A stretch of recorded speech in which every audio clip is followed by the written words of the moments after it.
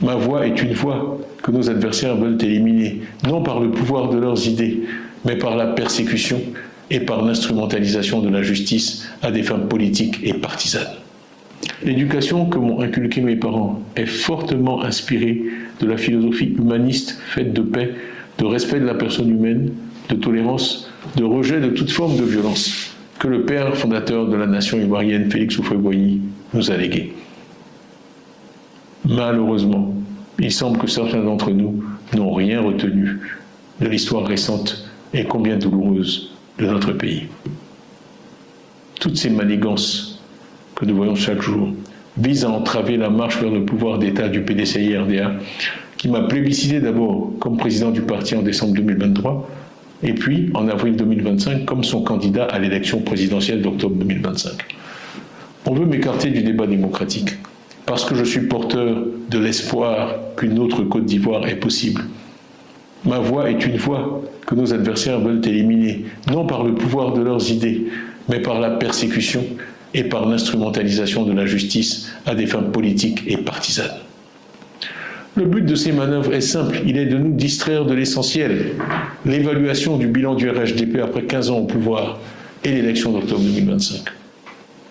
Alors que l'on était en droit d'espérer des élections inclusives, transparentes et apaisées, force est de constater que la radiation injustifiée du candidat du PDCI-RDA vient s'inscrire dans la logique de l'élimination des leaders des principaux partis politiques de l'opposition pour se garantir des élections sur mesure et une victoire certaine.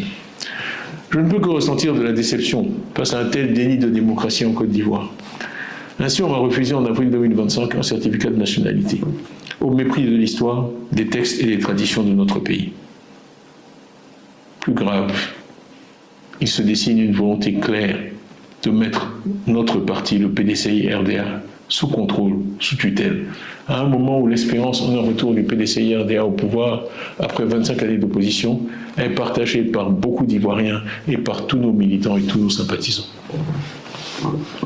Ce que nous défendons transcende nos personnes. Dans l'intérêt du parti, j'ai donc décidé de remettre entre vos mains, à vous les militants, mon mandat de président du parti. Cette décision ne change rien à l'engagement que j'ai pris en décembre 2023 de conduire personnellement notre parti à la victoire en octobre 2025 pour libérer notre pays de la peur et de l'injustice, et je le ferai.